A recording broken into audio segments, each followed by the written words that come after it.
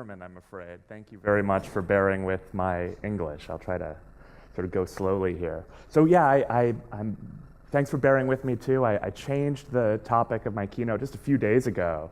I was going to give another talk, one that I've sort of been giving for a while, and I said, you know what?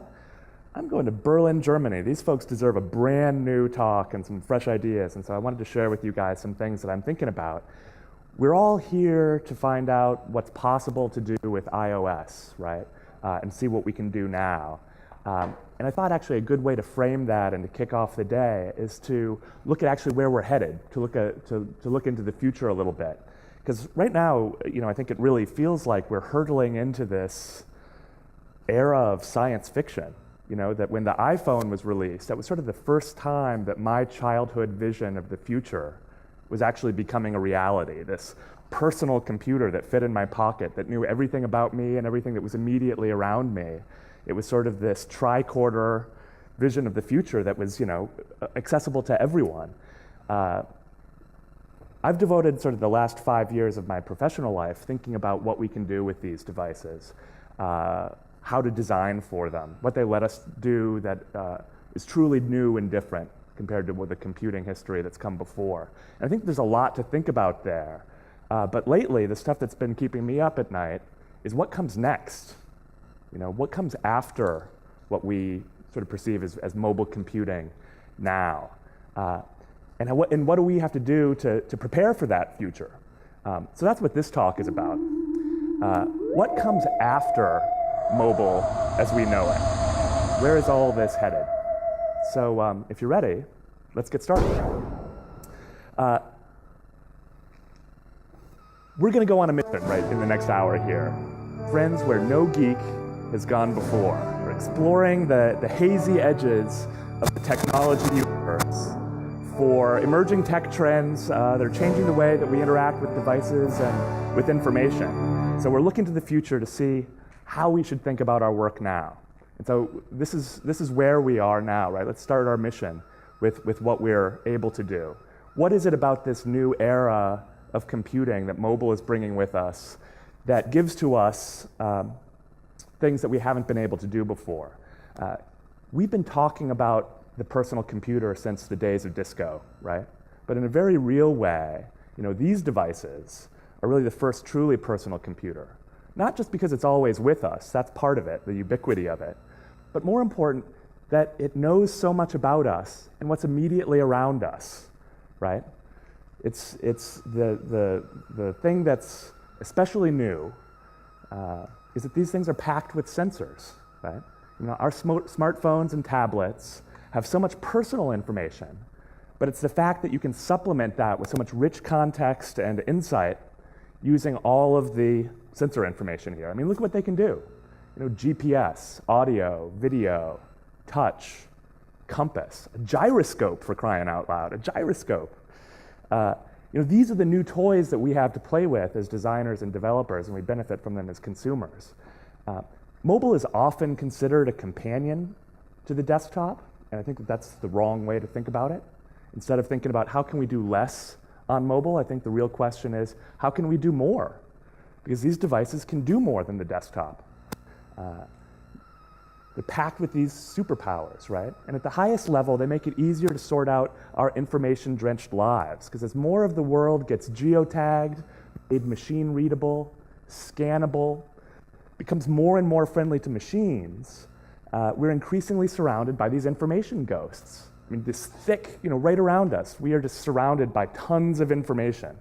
And what these devices can do, and what the software we write and design can do, is to help sort out and identify those information ghosts that are important to us in the moment. Whether that's where we should eat dinner tonight, where the next train at the closest station is leaving, what time is the next train. So the emphasis that we're often sort of looking at right now with all of these sensors is what's happening in my immediate proximity. Maps are the most common form of this. But I guess I would encourage all of you to think beyond just geography with these sensors. Not just what's nearby, but often what's immediately in front of you.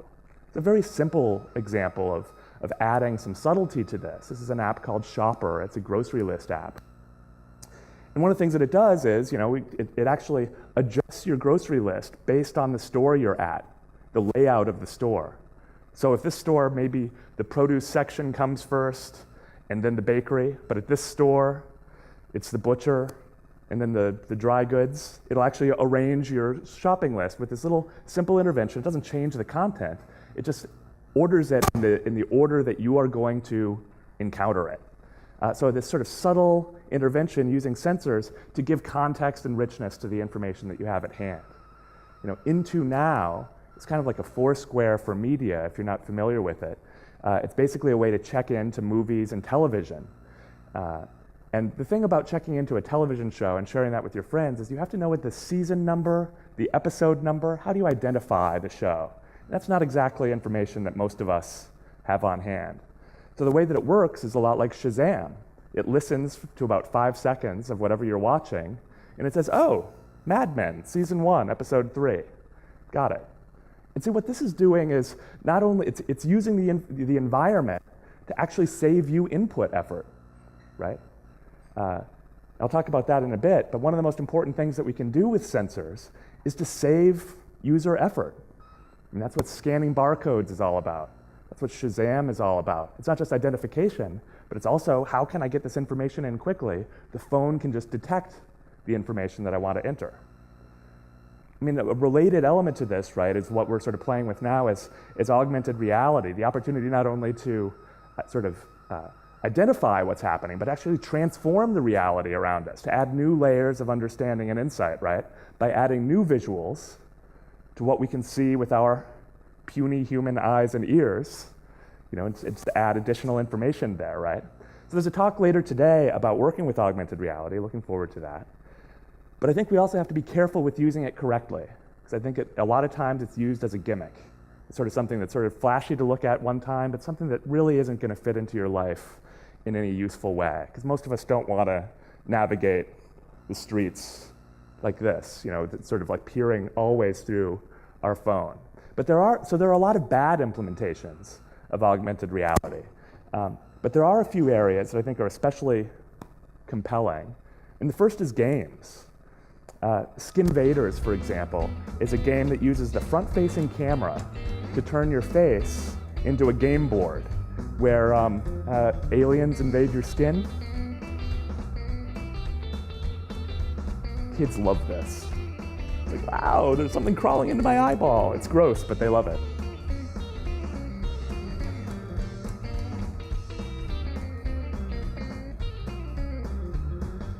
So I think games, where you're actually being able to interact with the environment around you or have that illusion of that is something that is an especially useful area for augmented reality. But also, sort of actually really useful in-the-moment information. So WordLens is an app that came out last year where you just actually, point your phone at text in one language and it translates it in real time from one language to another. So this is like a boon for travelers, right? You're never going to order the tripe by mistake again. No internet connection required. It even keeps the same general font style and color. So it's using computer vision, optical character recognition to really save input, right? That's what it's doing. You could type it into Google Translate, but it's doing it on the fly using all of the capabilities and sensors that we have now. So we're used to augmented reality as being entirely visual, camera-based, right? Table Drum takes a different approach. This is a drum machine app. There are lots of those, right? Little sort of drum pads that you can tap out a tune. What makes Table Drum different is that it doesn't force you to use the screen. Instead, it pushes its interface into the world around you, which is one of the real opportunities for sensors, so that you can actually play the table in front of you.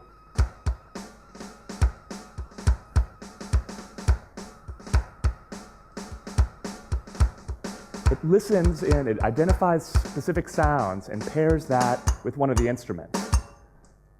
So what he's going to do now is choose an instrument to go with the glass, a cymbal. Now he's going to train it for what the glass sounds like. Here we go.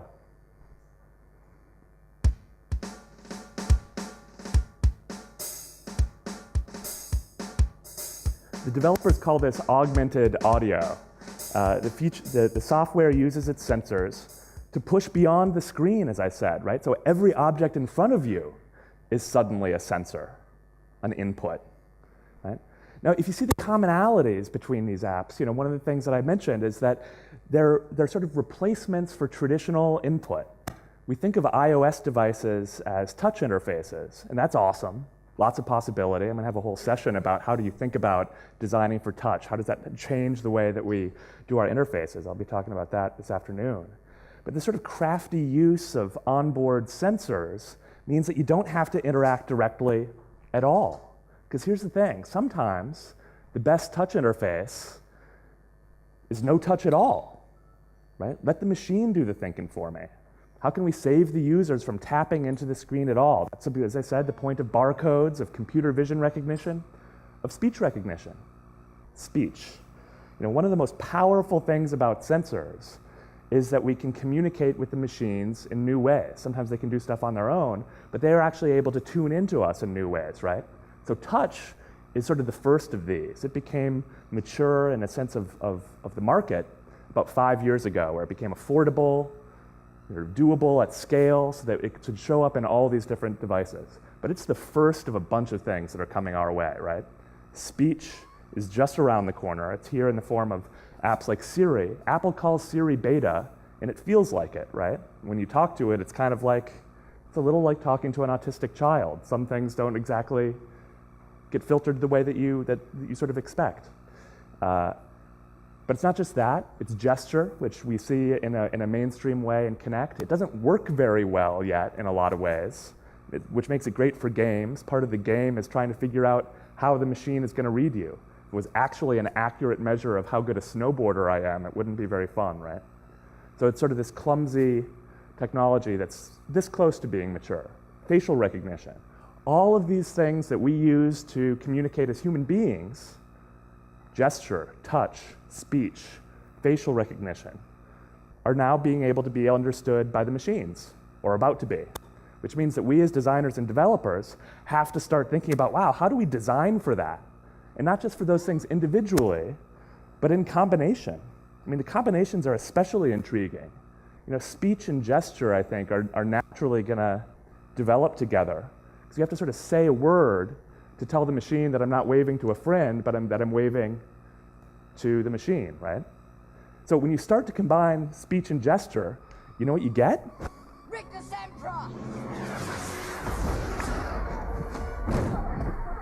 You get magic, right? I mean, that's sort of what the whole spells thing is. Speech and gesture.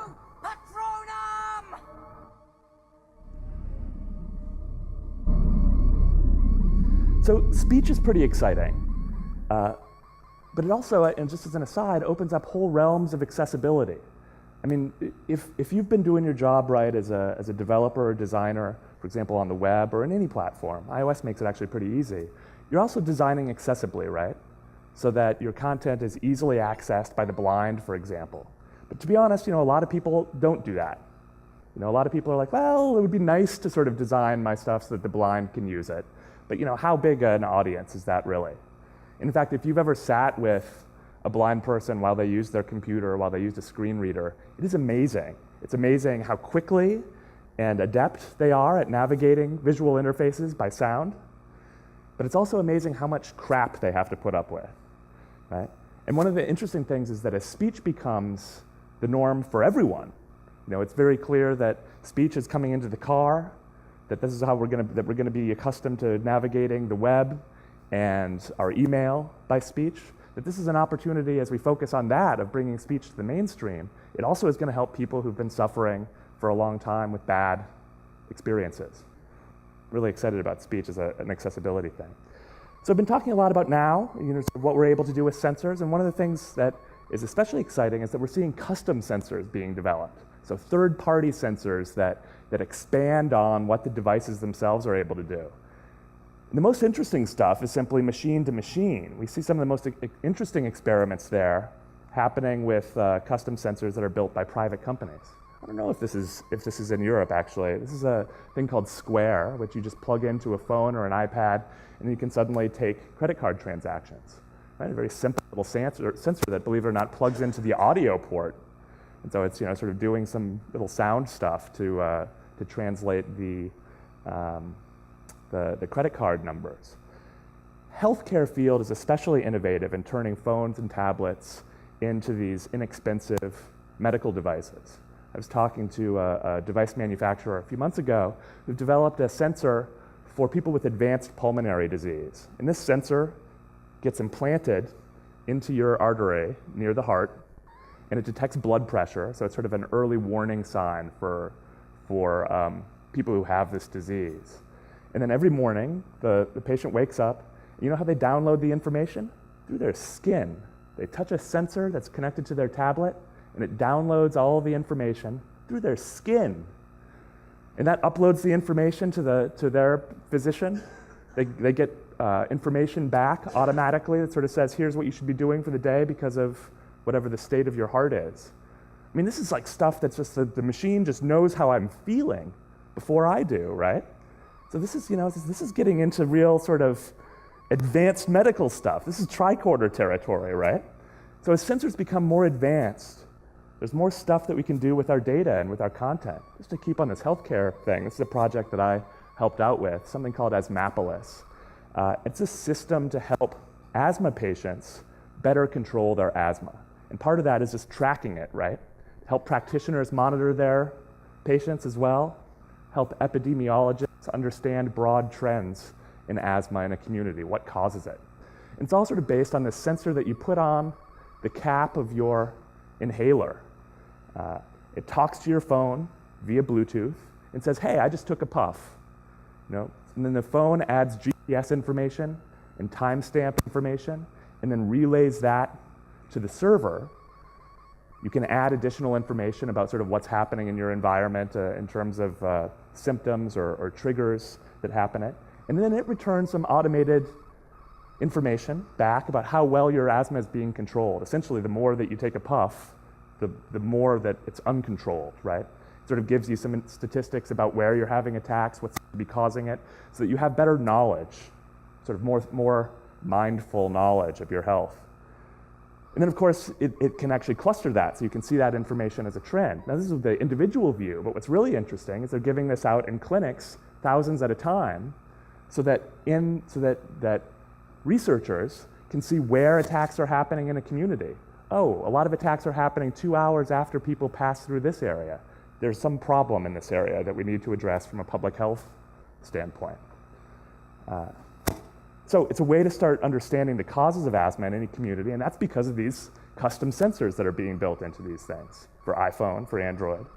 So I would say that the big marker of where we are now are personal sensors, things that make sense of our immediate environment. Your device is not only a sensor, though, but it's also a broadcaster. So if we embark on our next mission with a quick hop, we get to mirroring, right? So for the most part, that simply means screen sharing. And that's the whole idea behind AirPlay.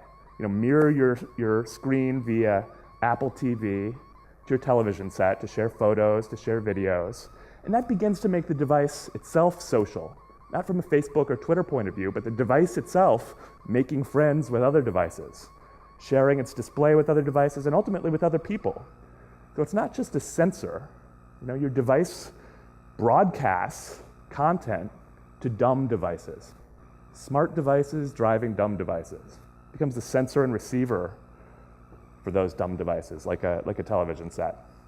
Now, Apple's been a leader here, but go figure, not everyone wants to build products that mirror Apple devices. So Samsung, one of the few hardware makers that's actually making money these days, would prefer not to be pulled into the Apple stuff.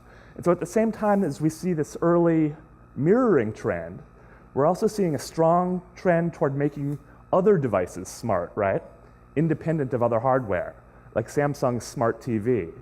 This whole internet-enabled operating system. Hi, TV. Smart speech and gesture. See that? This TV actually recognizes my voice and pulls up the Samsung Smart Hub, giving me instant access to my favorite apps like ESPN ScoreCenter. So it's got its own operating system. It's a lot like Xbox, really, right? Speech, gesture, this sort of internet-enabled interface. And you know, it's like we sort of hear this trend a lot. It's like, oh, everything's going to be smart, right? We talk about this a lot in the kitchen, for example. Futurists love the idea of the smart refrigerator and the smart toaster. I don't know that we necessarily need that stuff. And you know, to be honest, I don't really want more operating systems in my life. You know, I already have too many of them, too many interfaces to learn, different conventions, you know, too many patterns, too many technologies, too many contexts. You know, so I'm not sure that I actually want more smart devices. I'm not sure that's actually the path forward. So how do I get from here to here, right? How do I make peace with all these devices and screens? So if we push a little bit further out in our mission, you know, part of maintaining our sanity, I think, in this, as both designers and consumers, is limiting the number of smart interfaces that we have to deal with. You know, so if we have a handful of smart devices that can control all the dumb devices in our lives, drive everything, for example, with my phone or tablet, then what we're getting into sort of is this area of remote control, right? And so AirPlay does that too. You see actually very few examples of it though. Usually it's all about mirroring. But here's one example. Metal Storm Wingman uses the iPad to fly your plane on the television, right? So this is beyond mirroring, obviously. This is a generic device acting like a purpose-built controller or a remote, working with a dumb device, the TV. You know, and sort of this sort of idea of sort of a controller and second screen, something that's very popular in games right now, but that frankly we haven't explored nearly as much as we might in other realms. But you know, the ecosystem is crucial here. This is why Apple is really well positioned for this type of stuff, for this era that we're sort of encountering now. You have to have the devices, you have to have the software, the operating system, and the API kind of all at once together. Innovation always happens in proprietary realms. It can't happen in some public standards body. I mean, the whole point of standards is that you're sort of finally, that proprietary innovation has happened enough that you can say, oh, okay, that solution. So these periods of innovation and churn like we're experiencing now are always marked by fragmentation. There's always going to be sort of the Android competing with the Windows Phone, competing with the Apple, with different conventions and APIs. Eventually, standards do come around. They don't always pick the right standard. You know, the whole Betamax versus VHS fiasco. But eventually, a standard does emerge. So Microsoft is very interested in trying to break Apple's grip here for obvious reasons. So this month, they introduced something called Smart Glass, which lets you control your Xbox with your iPhone or your Windows Phone or your iPad or your Android tablet. They're trying to open it up. They're saying you can use your Windows stuff. We'd prefer that you do. But here's a standard that lets you communicate with your Xbox from any device. So here's how you'll be able to control Internet Explorer when it's released on Xbox, for example. Scroll the page with your tablet or phone for the first time ever. It's easy to Sorry, it's a bit scroll quiet. through content. But what he's doing is he's driving it with his phone, sort of with a remote control, swiping, and that's Internet Explorer, a web page on a TV behind him, giant monitor, right? That you want. You can take any interactive website and have the full So it's just this very sort of simple, again, remote control idea, but they're trying to open it up beyond a proprietary system and already sort of trying to, I mean, at least for the Xbox, it's proprietary in the sense that it's all targeted at the Xbox, but they're trying to be ecumenical about what devices can drive it. So Microsoft gets the importance of the ecosystem and also gets that they're behind Apple here, right? Which is why they did this just a couple weeks ago. They unveiled the Surface. This is the first time that Microsoft is getting into the hardware side of the personal computer business. You know, and that sort of says, wow, wait a second. I mean, this is the very first time in whatever it's been for them, now over 30 years of business, that they're like, wow, we have to get into the hardware business. That signals that they see a change, a problem in their business model, which is that they don't have the complete ecosystem. That's why Google bought Motorola. That's why Amazon makes the Kindle. You know, and that's why I wouldn't be surprised if Microsoft does eventually buy Nokia. So it's not enough to have a service. It's not enough to have software. It's not enough to have hardware. To win in this innovation stage, you got to have all three, right? So that's pretty much the state of the system as we know it right now. This is where mainstream technology is pushing at the frontier. In all these cases, though, with sensors and mirroring and remote control, It's all about a single smart device controlling the display, either its own display or a remote display on a dumb device, broadcast. But let's push beyond that and go further out in our little expedition. Because here's where things get interesting. This is an important element of the near future, will be more ambiguous control. Which device is controlling which, and when? So the idea here is sort of shared control among a community of social devices. Primary control shifting from one device to another depending on your context. And we know this concept already from the good old car phone, right? So say you've got a car with a Bluetooth phone system, so that when you get a call on your mobile,